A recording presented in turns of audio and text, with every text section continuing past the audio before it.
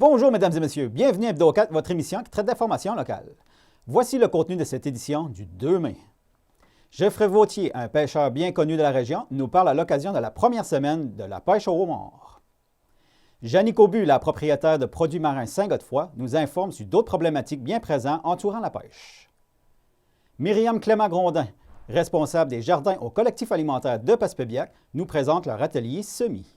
Cathy Edith Lacroix, qui est agente aux communications également pour le collectif alimentaire de Passepébiac, nous donne un compte-rendu de la campagne SAC-BAC qui a eu lieu du 1er au 7 avril et une huitième d'une série de petites capsules portant sur l'assurance-emploi réalisée avec le mouvement Action Chômage PABOC Gaspésie, Île-de-la-Madeleine.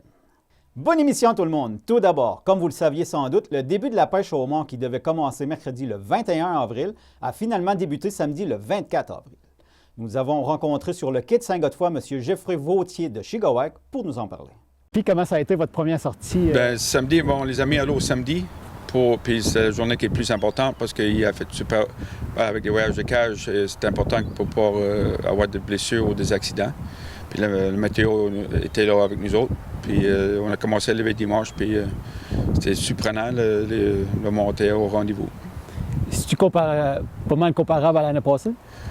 Jusqu'à date, je dis oui ou peut-être un petit peu mieux pour le début. Là. Ah oui? Oui, comparé à l'année passée, les premiers jours, mais c'est sûr, l'année passée, on a commencé plus tard. On a juste commencé le 10 mai à cause du COVID. Jusqu'à date, c'était un bon départ pour la saison. OK.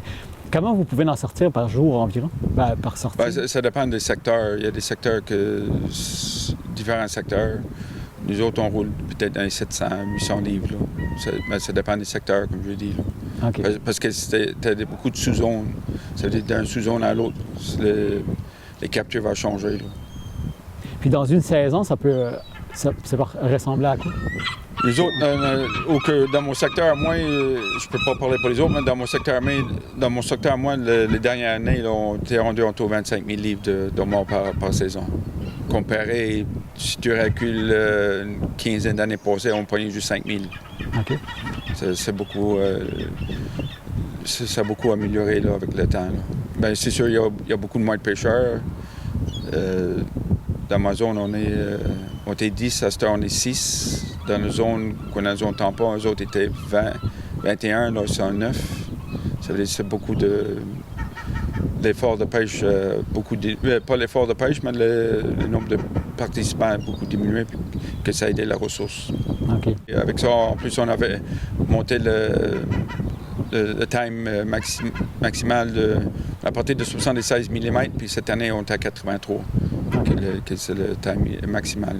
Ça veut dire avec tout ça qu'on a fait, puis c'est comme un tempête parfait là, avec le climat, la rachète parmi, puis le météo. Le changement climatique, ben, c'est bon pour le homard. Peut-être que c'est pas bon pour d'autres espèces, mais pour le homard, c'est bon. Vous n'avez pas trop de difficultés à vous procurer la boîte? Oui, ça va venir un gros problème avec les décisions du ministère à couper les quotas, puis de ne pas aider, puis c'est surtout ceux-là qui c'est les pêcheurs uniques pélagiques, là. C'est les autres qui souffrent le plus parce qu'il n'y a pas d'autres revenus. Là. Puis cette année, il n'y a pas eu de chance à pêcher. Le poisson était poigné avant qu'il est rendu ici. Puis là, ils parlent la même chose avec le maquereau. Puis on a misère un petit peu parce que les scientifiques ne voient pas la même chose que les pêcheurs. Ça veut dire, chez les dernières années, au-dessus de 65 de notre appât venait des pays étranges. Okay. Ça veut dire, si ça continue comme ça, il va falloir qu'on fie sur les autres pays, comme l'Europe, tout ça, pour nous fournir un appât. Puis c'est pas bon pour un Canadien comme Canadiens, on aimerait pogner notre appât nous autres mêmes. C'est parce que ça baisse les coûts, puis ça fait travailler le monde ici. Mais en tout cas, c'est mal géré un petit peu là, dans la pêche. Là. Dans le secteur pélagique, là, c'est très mal géré. Puis là, vous pêchez jusqu'à quand? Le homard, c'est 68 jours de pêche. Ça veut dire, à partir où vous les avez mis à l'eau, notre saison, c'est 68 jours. OK. Puis après ça, ben, si on peut pêcher on pêche la reine d'automne d'habitude. Puis des fois, d'habitude, on pêche le maquereau et tout pour essayer de pogner l'appât. Puis pour la consommation humaine, puis on a une petite quota pour le flottant et tout qu'on pêche. OK, d'accord. On ne sait pas si on va avoir le droit de pêcher comme le maquereau puis cette année. Puis c'est beaucoup d'inquiétude dans ce parti-là, mais dans le mort, d'un point de vue mort, ça va très bien. Puis normalement, vous le saurez quand?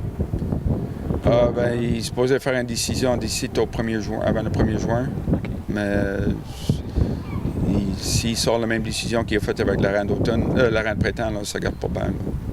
Puis c'est frustrant. Parce qu'on gère le changement climatique, que le stock a changé de place. Comme on pêchait la reine avant, on n'appoignait pas. Si je retournais pêcher ou que je pêchais avant, je n'appoignerais pas. Puis c'est la même chose avec le maquereau. Le maquereau, il a changé de place, mais les sciences, je comprends comment les sciences marchent, parce qu'il faut qu'ils voient chaque année dans le même endroit. Mais quand ils ne sont pas adaptés au changement climatique. Puis le gros pratique qui est frustrant, comme dans l'arrêt printemps, nous autres, on enlève juste 5 % du biomasse. Le restant, c'est par la prédation. Puis ça fait au-dessus de 30 ans que le pêcheur demande de faire quelque chose pour le phoque gris. Puis il n'y a rien qui se fait. Puis dans la même chose dans le maquereau. Le maquereau, c'est sûr, un maquereau avec un phoque gris dans la mer, le maquereau va gagner la course. Mais surtout, tu mets des filets à l'eau, tu mets des lignes à l'eau, puis les phoques viennent autour, puis ils mangent. Puis comparé en Europe, ici, ils disent que le taux de mortalité naturelle, c'est juste 2,5. Puis on ne fait pas de chasse aux phoques. Puis en Europe, ils font une chasse aux phoques, puis le taux de mortalité est calculé à 5 %. C'est frustrant comme individuel ou comme industrie de voir qu'il y a un manque de compréhension quelque part. Puis parce qu'il disait dans la dernière réunion qu'on a eue pour le EMAC meeting, c'est la réunion annuelle pour le maquereau, si on avait un TAC, ça veut dire un quota de 10 000 tonnes à poignée, ou le fermeture complet, les chances que le maquereau revienne, c'est la même chose. Ça veut dire qu'il y a quelque chose qui ne va pas quelque part. Là.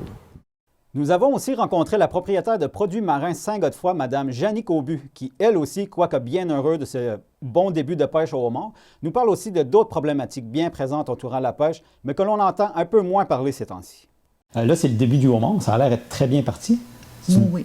C'est une bonne saison qui s'amène. Oui. À date, on va toucher du bois. C'est très bien parti. Les biologistes parlaient de prise record. Et ce qu'on voit à date, je crois que ça devrait... d'après moi, ils ont raison. Les prises sont là. Les entrées d'homard, les gars, ils n'ont jamais vu des entrées de même encore. Dans le prix, ça s'annonce excellent. Ça fait que, tu sais, c'est vraiment pas... je crois que ce serait la première fois qu'on aurait un prix record et des prises record aussi. Tu sais, dans l'homard, c'est une industrie qui va réellement, vraiment bien. Et c'est pas tout le bonheur des pêcheurs d'homard. Ça c'est officiel. Les gars rentrent avec un beau sourire dans la race. C'est mérité. Puis les gens, ils peuvent s'attendre à quoi en tant que prix? Pour le homard, en tant que prix, c'est pas encore tout à fait défini, mais ça devrait jouer à 8 $ la livre, tout possiblement. Okay. Ça devrait être ça. Et ça devrait être autour de ça. Puis là, ça veut dire, pour les pêcheurs d'homard, ça va super bien, mais oui. Qu'est-ce qu'il y en a pour la situation des autres pêcheurs? C'est ça qui est le plus déplorable. C'est que, tu sais, pour la gang d'homard, wow, eux autres, c'est gros dur, leur avenir à les assurer. Quand on arrive dans les pélagiques, j'ai 4 petits bateaux qui ont seulement ça pour vivre.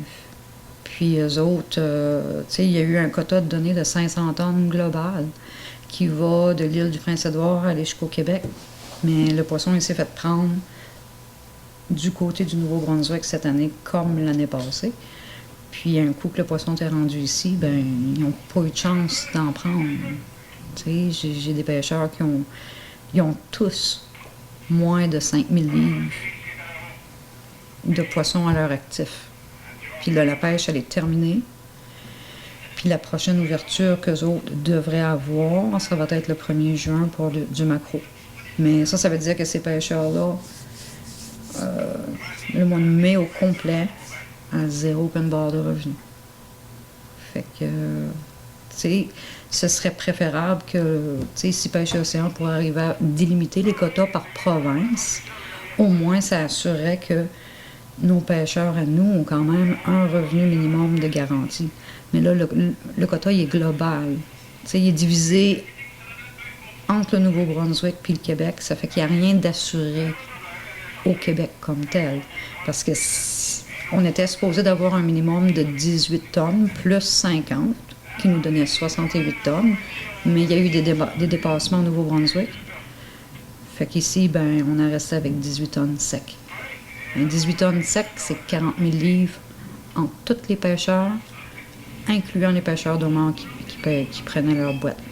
Fait que c'est pas viable. C'est pas viable pour eux autres du tout. Parce qu'il y a des pêcheurs, il y a des gros paiements à faire pareil, il y a des dépenses. Ben, juste pour mettre ton bateau à l'eau avant que tu aies fait tes frais du printemps, c'est comme n'importe quelle entreprise. Tu as des frais, il n'y a rien qui t'assure que tu vas avoir un revenu. Mais là, eux autres, ils ont juste eu des frais. Là, en moyenne, je te dirais qu'ils sont dans le trou de 2500 $. Avec la possibilité de peut-être faire un autre revenu en juin. Puis même là, il n'y a aucune garantie parce que Pêche et Océan ont l'air à vouloir mettre le couteau là-dedans aussi. J'espère que c'est pas ça qui va se passer parce que on s'entend-tu que si tu veux faire ça, ben arrive avec un programme de rachat ou quelque chose, ou un quota, mais arrive avec des solutions. Là, présentement, cette année, ce qu'ils ont fait, c'est qu'ils ont coupé la moitié du quota hebdomadaire. Habituellement, mes gars avaient droit à 22 500 livres par semaine. Ça s'est fait couper à 12 000 livres par semaine. Ils avaient le droit à 20 filets.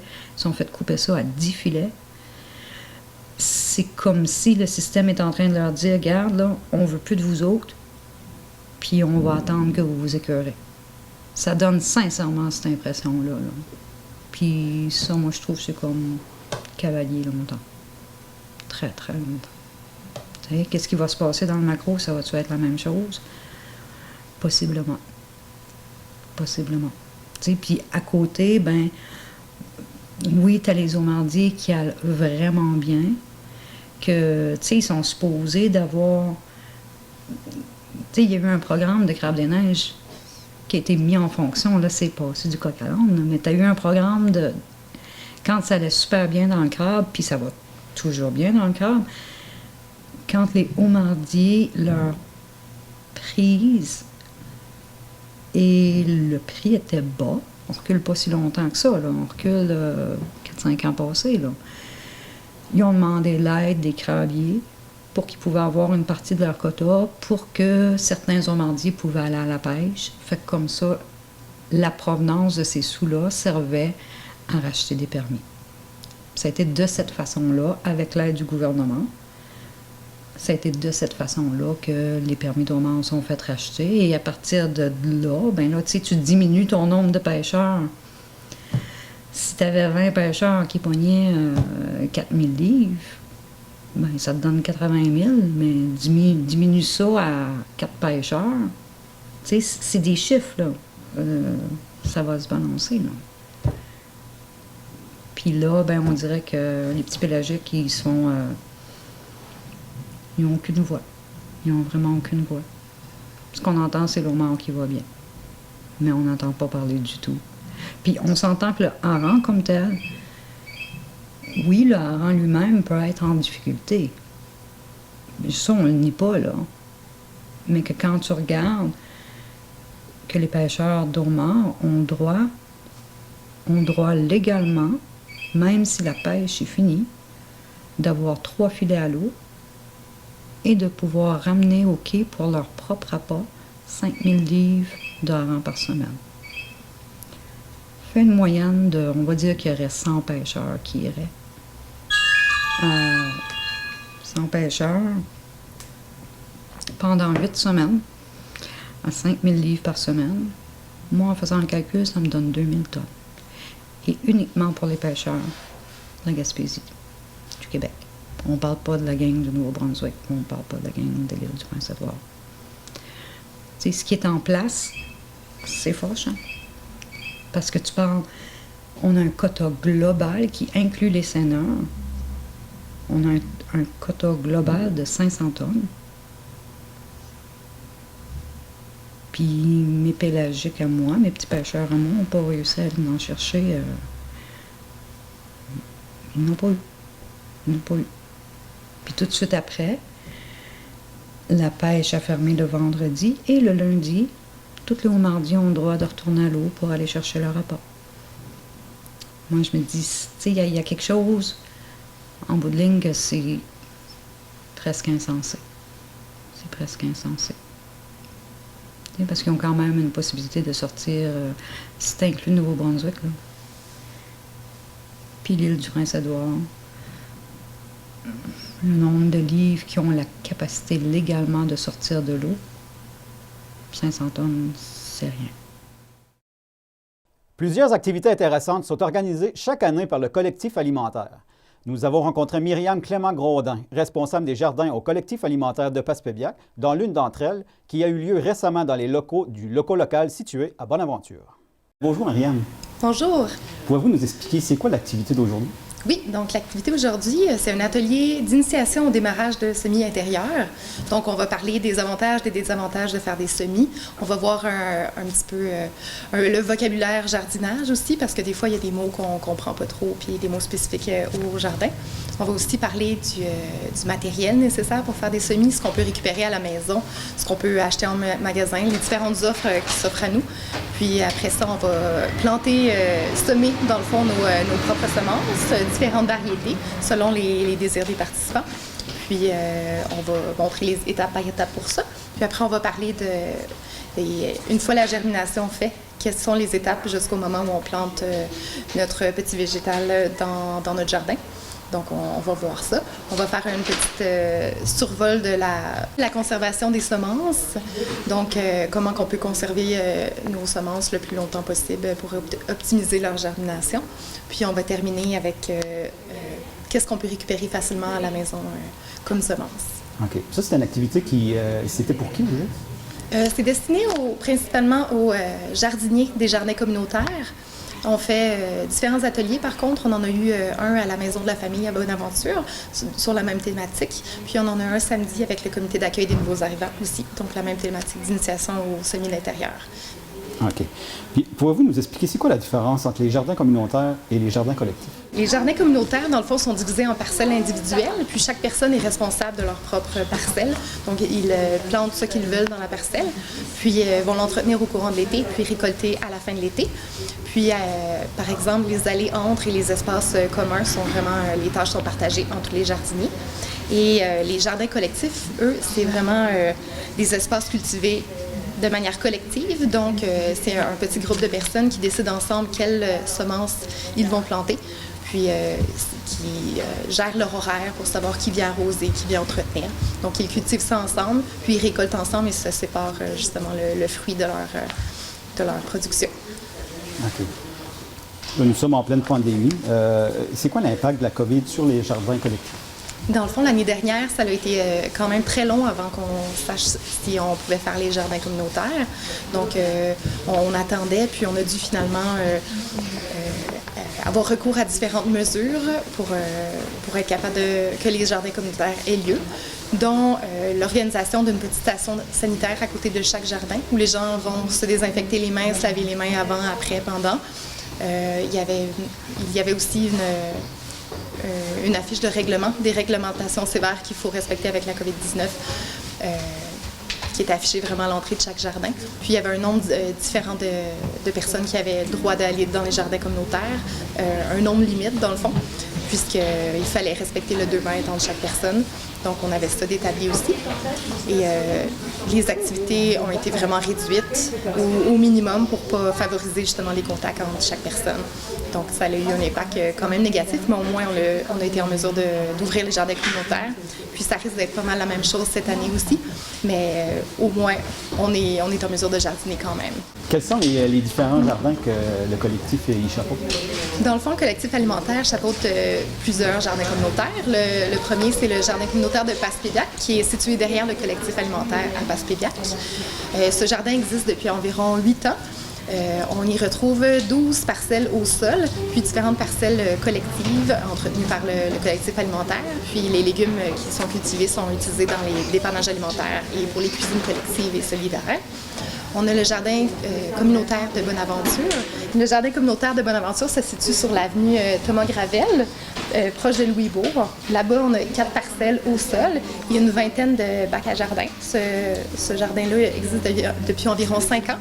Puis, dans la dernière année, on a entouré le jardin d'une clôture permanente pour empêcher les chevreuils d'aller grignoter les légumes parce que ça arrivait quand même souvent. Puis, on a fait différentes modifications au jardin aussi. Puis sinon, en collaboration avec l'organisme de Family Ties, on chapeaute aussi leur jardin communautaire qui se situe derrière l'organisme à New Carlisle. Donc là-bas, on retrouve une quinzaine à peu près de parcelles par terre aussi. Puis une douzaine de jardiniers qui jardinent là-bas. Puis on a des parcelles collectives qui sont entretenues aussi par nous, puis qui servent aux cuisines collectives et au dépannage alimentaire de Family Ties. Lorsqu'une personne s'inscrit à nos jardins communautaires, dans le fond, ça lui permet d'accéder à soit une parcelle au sol ou 1 à 2 bacs à jardin selon la disponibilité. Donc, elle a accès à ça. Puis, on fournit aussi des semences au début de l'été et des petits plants qu'on fait pousser à la maison en serre nous-mêmes. Elle a aussi accès à un cabanon avec des outils à l'intérieur. Donc, elle peut utiliser ça à sa guise tout au long de l'été pour préparer son jardin. Du 1er au 7 avril, pour une 12e édition, la campagne Sac-Bac mettant à l'honneur les produits québécois au profit des banques alimentaires du Québec a connu un grand succès encore cette année. Cathy Edith Lacroix, qui est agente aux communications pour le collectif alimentaire de Passepébiac, nous informe à ce sujet. Bonjour Cathy Edith. Bonjour! Puis comment ça a été la campagne Sac-Bac cette année? Ça a super bien été. La campagne Sac-Bac, ça fait 12 ans que ça existe cette année. C'est une super belle collaboration entre la Société des alcools du Québec et les banques alimentaires du Québec. Et c'est 12 ans de collaboration qui se basent sur un seul principe, c'est mettre fin à la faim, F-A-I-N, parce qu'ils veulent viser justement l'alimentation pour s'assurer que les citoyens québécois puissent bien manger. Et le collectif alimentaire fait partie des nombreux organismes qui sont avec Banque alimentaire du Québec. Et les dons que la population remet au collectif par le biais justement de la campagne, aide justement nos dépannages, acheter des aliments genre qui nous manqueraient quand on participe avec les maraîchers. On essaie de faire beaucoup de récupération, alors tout l'argent qui nous arrive, c'est ce qu'on ne peut pas récupérer qu'on va chercher à ce moment-là. Parce que parfois, on n'a pas le choix d'aller faire des achats pour que les gens ont des bons dépannages et non qu'il nous manque des différents produits. Parce que quand ils viennent nous voir, c'est parce que déjà en partant, il leur manque ces produits-là à la maison. Et quand les gens participent à la campagne et qu'ils vont acheter, c'est à peu près 2 fois ou 3 fois par année, tout dépendant de ce qui est décidé avec les banques alimentaires et la SAC. Et là, c'était la première en avril. Ça a super bien été. Après ça, il va y en avoir probablement à la rentrée. Et je pense qu'exceptionnellement, une fois, ils l'ont refait aussi durant l'automne. Alors, c'est vraiment quelque chose qui revient, là. Fait qu'on incite les gens que dès que vous voyez la publicité, bien, vous y allez, vous faites un don. Et pour faire un don aussi, vous pouvez aller sur le site Internet du collectif alimentaire. C'est tout nouveau. On a un site Internet désormais.